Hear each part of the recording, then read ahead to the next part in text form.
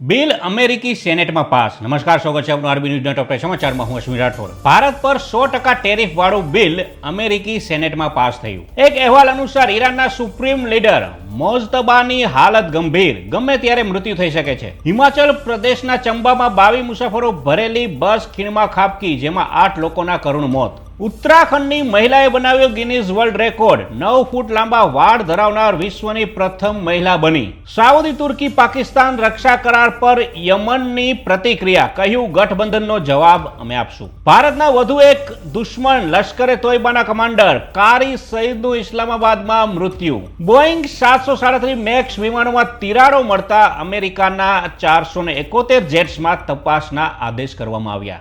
FSSAI energy drink level હટાવવાની સમય મર્યાદા લંબાવવાની કંપનીઓની માંગ ફગાવી દીધી છે. જમ્મુ કાશ્મીરમાં મોટા ડિજિટલ આતંકવાદી મોડ્યુલનો પર્દાફાશ થયો છે.